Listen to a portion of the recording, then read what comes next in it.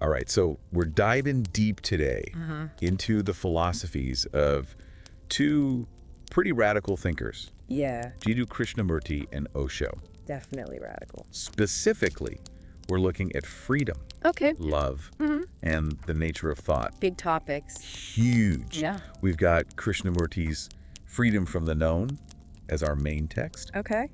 but we'll also be weaving in some really fascinating excerpts from Osho's lectures and writings. I think what's so interesting about both of these guys is that they really push us to question everything.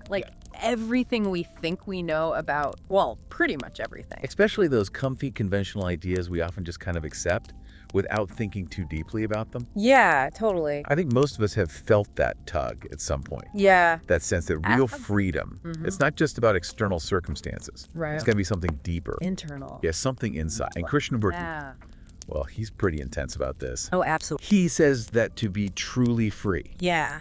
we need a kind of death. Whoa, death. Not literally, of course. Okay, good. But death to the past. I see. All that conditioning. Right. Those structures that shape our thoughts and behaviors. It's like a complete break from everything we know. Yeah. Like a total reboot. So he's not talking about gradual change. Right. It's more like a radical shift. A sudden awakening. Exactly. Yeah. True freedom isn't a process for him. Interesting. It's a state of mind. Okay. It happens when we let go Oh, of all that conditioning that holds us back. powerful stuff. Really is. And Osho, Yeah. he goes even further. Does he? He says freedom is the ultimate value. Even above things like marriage and societal expectations. Oh, yeah, way above those. Wow. He actually resisted a ton of pressure to get married. He did. Yep, chose to walk the razor's edge of freedom, as he called it. That takes some serious commitment. It does. Makes you wonder if those structures we think are so essential are actually holding us back. Big time. This reminds me of that line from Osho, I think it was. Which one? Everybody should get divorced without exception. Oh, yeah, that one got people talking. For sure. But I don't think he was advocating for, reckless breakups or anything. Right. He was pointing out that marriage, as a structure, Yeah. it can limit freedom. How so? No, it can trap people in relationships that aren't working, leading to hypocrisy and unhappiness. It seems like both Krishnamurti and Osho, they're encouraging us to question everything. For sure. To see if those structures we live by Yeah. are actually making us happy and free. It's about finding what truly serves us, not just blindly following tradition. Absolutely. And speaking of challenging norms, Osho had some pretty unconventional views on family and raising kids, too. Oh, yeah. What were those? Well, he believed that communes were a much better environment for children. Really? Yep, he thought they'd be liberated from the limits of a traditional family, exposed to wider perspectives and experiences. I wonder how the challenges of communal living would compare to, the challenges of traditional family structures. It's a valid point, and it's worth exploring. It is. But the main takeaway is that Osho was challenging those ingrained notions of what family should be. He was always pushing those boundaries. And he did the same thing with religion. Oh, right. His critique of the concept of God was pretty intense. It was, especially when he used the story of the Virgin Mary to refer to God as a rapist. Yeah, those, Provocative. to say the least. But it's important to understand that he wasn't condoning violence. Of course not. It was more about challenging the narrative of a dominant God. The kind of narrative that can be used to justify control over others. Exactly, especially over women. It reflects his larger critique of organized religion, which he often saw as restrictive and limiting. Absolutely. He felt it often hindered true understanding and human freedom. So in their own ways, both Krishnamurti and Osho seem to encourage a more conscious, individual approach to spirituality. Right. One that's rooted in personal experience rather than blind faith or dogma. Definitely. But moving from those big societal structures, Okay. let's zoom in on the individual experience. Right. Particularly the roots of violence and fear. Deep stuff. It is. Yeah. And Krishnamurti had a really profound perspective on violence. Oh, yeah. What did he say? Well, he said it's not just physical aggression. He saw it in things like harsh words, dismissive gestures, Wow. even obedience that comes from fear, not respect. So, everyday acts of aggression that we often overlook. Exactly, the ways we subtly harm each other without even realizing it. It's eye-opening. It is. And he even challenged the concept of righteous anger, Interesting. suggesting that all anger, regardless of the reason, stems from a desire to protect ourselves and our beliefs. So even when we think we're justified in our anger, it's still coming from that place of ego protection. Exactly. Fascinating. He encourages us to observe our anger without judgment. To really understand where it's coming from. To break free from it. And how about Osho? How did he address the whole issue of suffering, especially considering his commentary on the Bhopal gas tragedy in India? Yeah, that was a powerful example. It was. Osho absolutely rejected the idea of a god who would orchestrate such a horrific event. He did. He placed the responsibility squarely on humanity. So he believed we have the power to create a better world. Absolutely. We're not just passive recipients of fate. We're active participants. Shaping our own reality. So while Krishnamurti focuses on individual transformation as a path to nonviolence, Osho highlights our collective responsibility to address suffering and create a more just world. Two sides of the same coin, perhaps. Maybe so. Both powerful perspectives, for sure. Absolutely. What strikes me is how they both emphasize taking responsibility. Yeah. Whether it's for our internal state or our actions in the world. It's about becoming conscious agents of change. Within ourselves and in our communities. I think that's a really crucial message, especially today. Definitely. Now let's move on to another big theme. Okay. Love. Love. It seems Krishnamurti and Osho had pretty distinct views on this complex emotion. Oh, they did. Definitely. Yeah. And we'll dive into those right after the break. Picking up where we left off, love is a big one. It is a big one. A really complex emotion. For sure. And Krishnamurti and Osho both had some pretty unique perspectives on it. I'm curious to hear how their ideas translate into real life relationships. Yeah, that's the key, isn't it? It is. It's one thing to talk about these concepts. Right.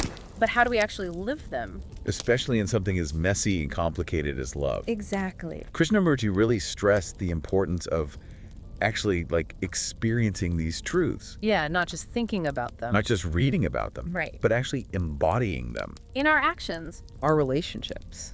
Our whole way of being in the world. Exactly. And this is where I think Osho's perspective can be really helpful. How so?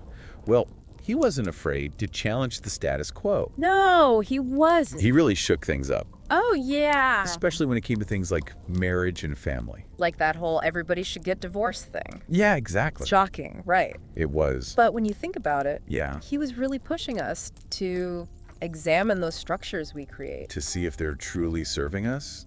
Or just keeping us stuck. Stuck in unhappiness and unhealthy patterns. Exactly. It's like he's saying, hey, wake up. Are you clinging to this out of fear or genuine need? Right. Are we holding on because it's actually good for us? Yeah. Or because we're just afraid of the alternative? Big questions. That's big questions. And his ideas about raising children in communes were pretty radical, too. They were.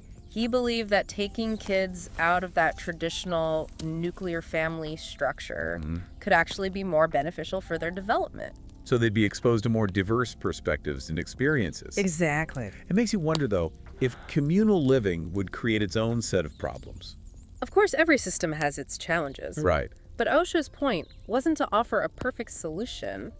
It was more about challenging our assumptions. About what's best for kids, about what family should look like. He was always pushing those boundaries. Always. And his critique of traditional religion was no different. Definitely not. Remember that whole rapist comment? When he was talking about God and the Virgin Mary? Yeah, that one. Pretty jarring. It was meant to be. I know, but it's important to remember Yeah. that he wasn't endorsing violence or anything like that. Of course not. It was more about exposing the potential for control and manipulation in some religious beliefs. Especially those that subjugate women. Right. So it was less about attacking faith itself. Yeah. And more about advocating for a more conscious and compassionate approach to spirituality. An approach that's based on understanding and respect. Rather than blind obedience or fear. Exactly. So both Krishnamurti and Osho, they were really encouraging a shift away from those externally imposed beliefs. Towards a more internally driven spirituality. One that's rooted in personal experience and a deep connection to something bigger than ourselves. Absolutely. Now, let's bring it back to the individual experience for a bit. Okay. Specifically to violence and fear. All right.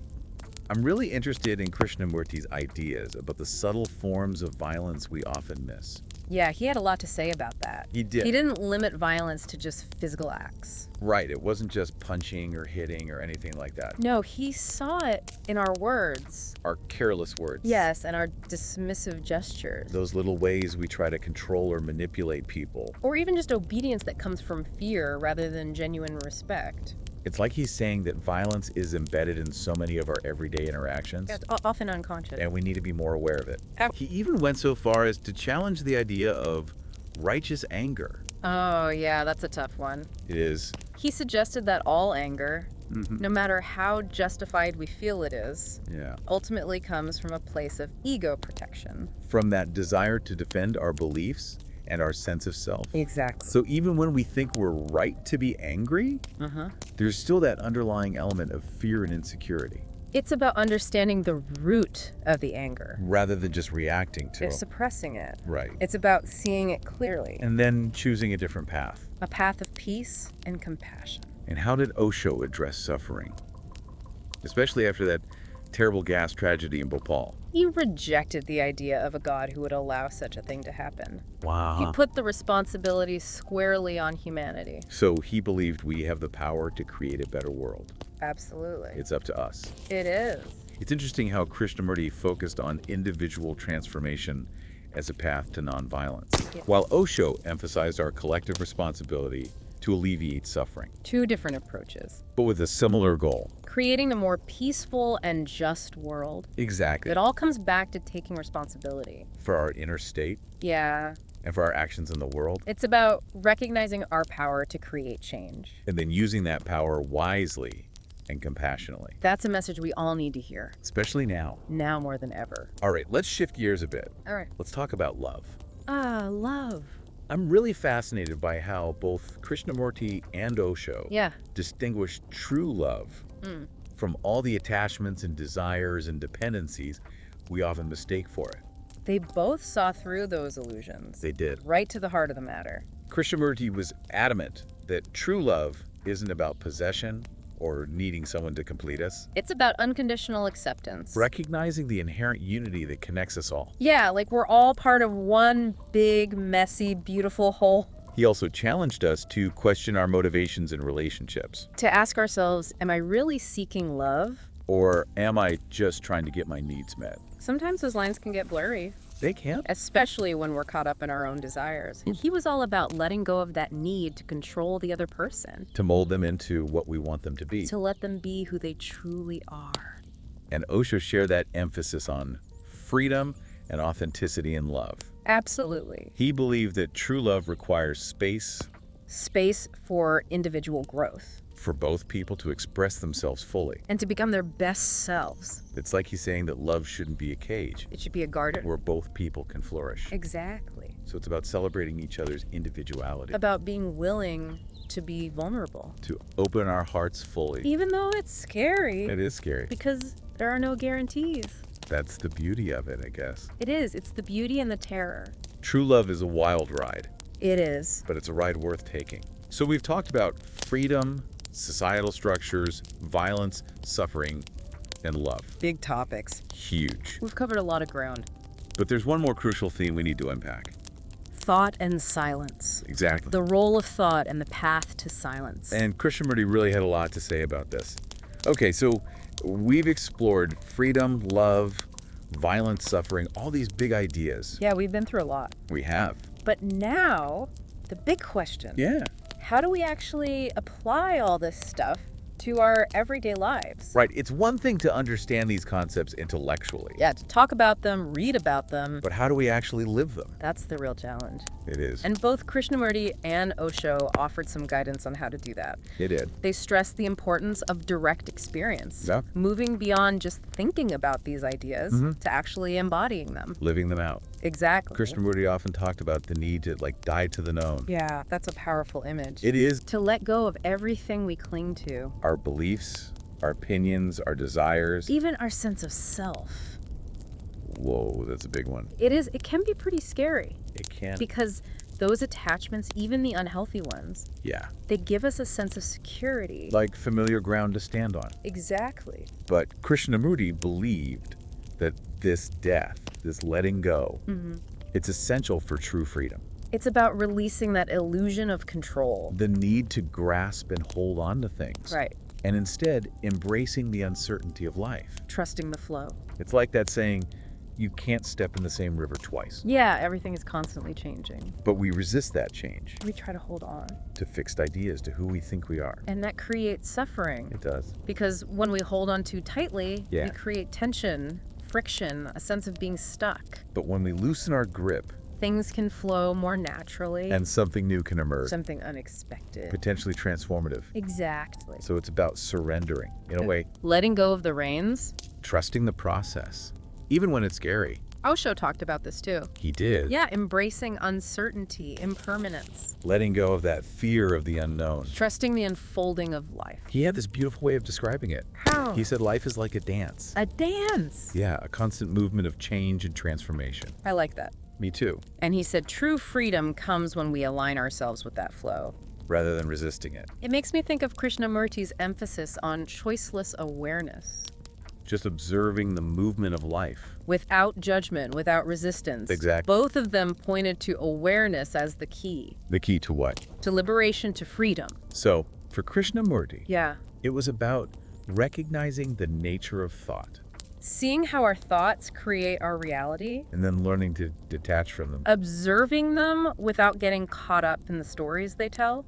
And for Osho, It was about mindfulness. paying attention to everything, Our thoughts, our emotions, our sensations, our actions. but not trying to control them. Just observe. Witnessing. Exact. Both approaches aim to create that inner stillness That quietude of mind. where we can see things more clearly. Respond to life with more wisdom and compassion. It's in that stillness that we connect with our true nature. The source of creativity and wisdom within us, And from that place, we can make choices that are aligned with our deepest values. choices that reflect who we really are, Not choices driven by fear or insecurity. or the need to please others. It's about becoming who we were meant to be. So we cultivate awareness, we embrace uncertainty, and we trust the wisdom that comes from a quiet mind. Sounds simple, right? Maybe in theory. But in practice, it takes effort. It does. It takes commitment. But it's worth it. Oh, absolutely. Now, what about love? How do we apply these radical ideas about love to our relationships? This is where things get really interesting. They do. Because Krishnamurti's teachings on love, Yeah. they challenge us to move beyond the ego's need for security and control. To see love as something bigger than just fulfilling our own needs. He was talking about unconditional acceptance. Recognizing that inherent unity that connects us all. Like we're all part of one big interconnected web of being. Exactly. He challenged us to question our motives in relationships. To ask ourselves, am I really seeking love, or am I just trying to get something from this person? To fill some void within myself. It's about letting go of that need to possess or control the other person. To mold them into what we want them to be. Right. And Osho echoed that. He did. He emphasized the importance of freedom and authenticity in love. Allowing each person to blossom into their full potential. So it's about celebrating the other person's individuality Giving them the space to be who they are. without trying to change them or control them. And it's about being willing to be vulnerable ourselves. To open our hearts even though it's scary. Because there are no guarantees. But that's the beauty of it, isn't it? It is. It's the beauty and the risk. The potential for heartbreak. But also the potential for incredible joy and connection. I think that's what both Krishnamurti and Osho were pointing to. A love that transcends the ego. A love that's rooted in freedom, authenticity, and a deep recognition of our interconnectedness. A love that has the power to heal and transform. Not just our individual lives. But the world as a whole. Well, this has been quite a journey, It has. exploring the minds of Krishnamurti and Osho. They really challenged us to think differently, To see the world with fresh eyes, to question our assumptions, and to live more consciously. and hopefully lovingly. Absolutely. It's been a pleasure diving deep with you. Likewise. And to all of you listening out there, Yeah. keep questioning, keep Yeah. exploring, And keep opening your hearts to the mystery of existence. because the journey is far from over. It's just beginning.